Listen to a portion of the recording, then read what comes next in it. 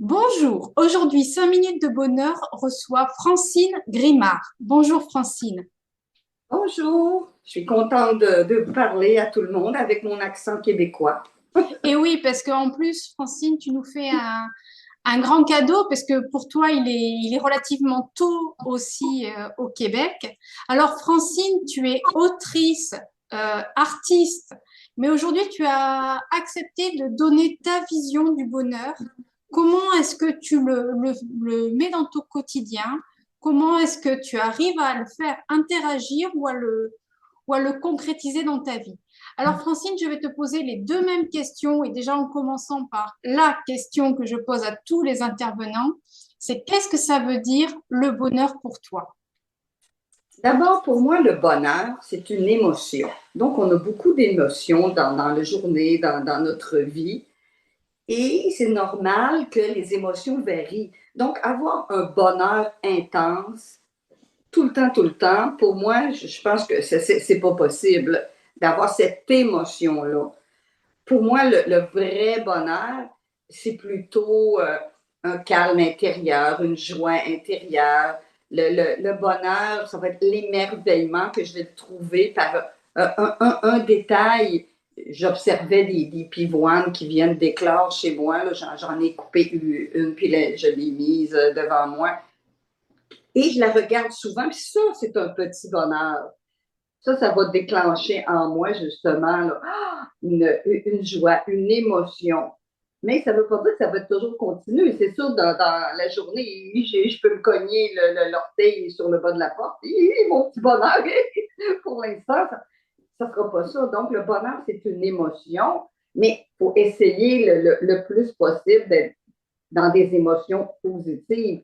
Parce que je suis toujours en rapport avec la petite âme, comme je parle aux enfants la petite âme ou notre cœur va s'ouvrir beaucoup plus quand on est dans le bonheur, quand on est dans ces émotions positives, quand on le voit ou qu'on fait, même si on ne l'a pas tout le temps, de faire comme si on avait le bonheur. Quand on sourit, quand on s'émerveille, là, ça va, c'est plus facile l'accès à notre âme.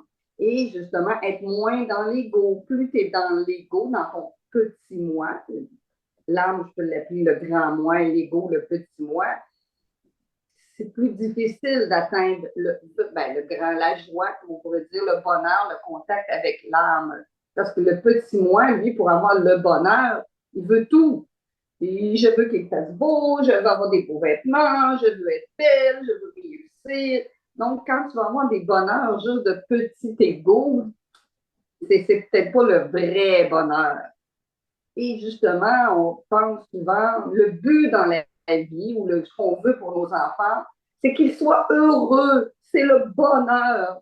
Mais est-ce que c'est vraiment ça le but de la vie? Quand on s'est incarné, quand on est venu sur la Terre, qu'on était une petite âme dans le monde invisible, est-ce qu'on s'est dit, oh, tiens, je vais aller sur la Terre pour trouver le bonheur de mon ego, pour avoir tout ce que je veux, être toujours heureux? Puis je pense que pensons un peu, là, essayons de réfléchir, c'est quoi le vrai sens de la vie? C'est sûr, on est sur Terre, donc on est dans un corps. Mais notre corps, il a cet égo-là, puis c'est normal. Donc, il faut donner des outils aussi au corps pour être en contact avec l'âme et pour être le plus possible dans la joie, la paix et l'amour. Parce qu'aussi, pour avoir le vrai bonheur, j'ai parlé de paix, mais être dans l'amour le plus possible, être dans cette paix et les fameux outils, ça peut varier d'une personne à l'autre. On peut l'essayer. Peut-être que pour moi, la méditation, c'est extra, mais ça pourrait être aussi lâcher l'ego par d'autres moyens, par la nature, par le sport. Il y a mille et la danse, les arts, il y a mille et un moyens. Est-ce que j'ai bien répondu à ta première question? Est-ce qu'il y a une deuxième question? Ah, mais c'est parfait. Toutes les réponses sont bonnes de toute façon parce que ce qui est important, c'est comment toi tu le vois. Ça, c'est la priorité. Et la deuxième question, c'est, mais toi, dans ton quotidien, de quelle manière tu essaies ou tu arrives à l'incarner, ce bonheur qui, voilà, il est métamorphe, il prend plusieurs facettes. Toi, dans ta vision, de quelle manière tu arrives ou pas? Parce que tu as parlé tout à l'heure de, ben oui, des fois on se cogne le petit orteil et des fois c'est compliqué, on n'a pas l'impression d'être dans la joie ni dans le bonheur. Donc voilà, de quelle manière toi tu essaies au moins de l'incarner au quotidien? Bon, moi, j'essaie beaucoup, je fais beaucoup, beaucoup dans l'émerveillement. Un coucher de soleil, un câlin d'un enfant. Comme je disais, je ne sais pas combien de fois dans la journée, j'ai admiré ma pivoine. Donc, ça, dans l'émerveillement, c'est plus facile là, de l'avoir le bonheur. Et quand on est plus en émotion positive, elle a notre contact avec l'âme. Mais il arrive souvent dans notre vie que, des fois, l'inquiétude se met dans notre tête.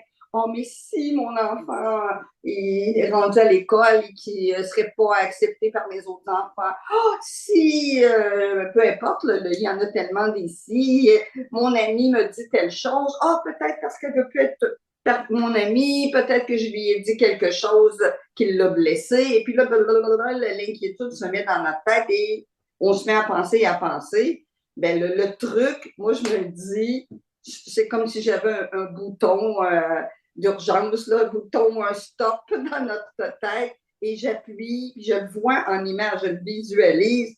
Stop, stop, stop, stop, stop, stop. On prend une pause. Ou pour les enfants, même je le fais, on peut dire, tiens, je compte jusqu'à 10 en respirant.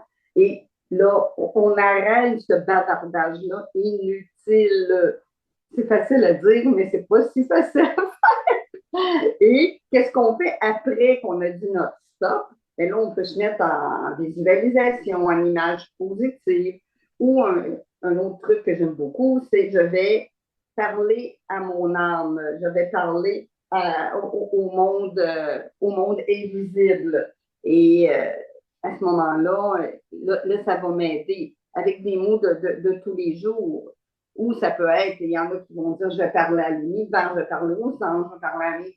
C'est dépendamment de comment tu le vois, toi. Là.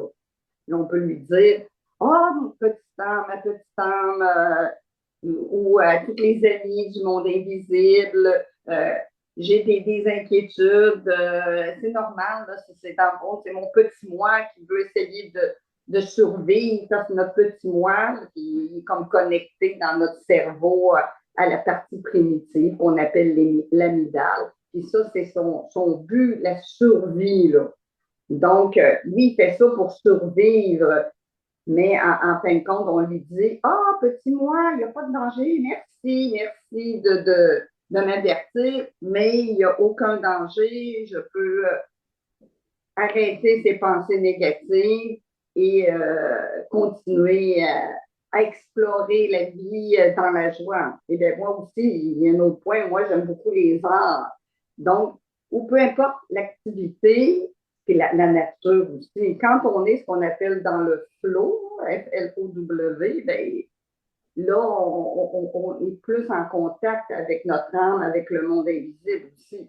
Alors, une autre chose qui aide beaucoup aussi pour moi, c'est d'apprendre. J'adore apprendre, je suis passionnée surtout par le monde invisible, mais la neuroscience, comment fonctionne notre corps, ben, le rapport entre l'âme et le corps aussi. Donc, quand on a une passion, ben, peu importe votre passion, ça va aider beaucoup aussi à apporter le bonheur ou la joie ou le calme.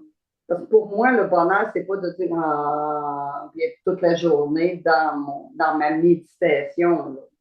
Même si j'aime faire du yoga, méditer, j'ai plus de difficulté à méditer en ne bougeant pas. Puis je le fais, mais pas si longtemps que ça. Là. Plus des mini-méditations ou plus des méditations avec la beauté d'une fleur, la beauté d'un arbre, là, de me sentir réellement en connexion avec quelque chose de beau dans la nature. Puis même, j'ai remarqué que quand je vais écrire cette connexion-là, elle va être encore plus forte. Comme si je deviens la fleur, je deviens l'arbre, je deviens la petite neige qui tombe. J'écoute, même s'il n'y a pas de bruit, mais j'écoute la neige tomber, j'écoute les petits grains de pluie tomber. Ça, c'est tous des petits trucs pour moi. Eh bien, en tout cas, merci infiniment, Francine, parce que c'est des petites perles supplémentaires qui s'ajoutent au collier du bonheur qui a déjà été commencé il y a quelques mois maintenant. Ça permet d'agrandir ses visions, ses regards et l'objectif étant de transmettre voilà, cette énergie comme celle que tu véhicules avec cette bonne humeur contagieuse qui est la tienne. En tout cas, merci infiniment de ce beau partage. Ah, ben, merci à toi, puis beaucoup de bonheur à tous ceux qui nous entendent et nous regardent. Des belles énergies. Merci infiniment, Francine. Au revoir. Au revoir à tous et à très vite. Au revoir. Au revoir.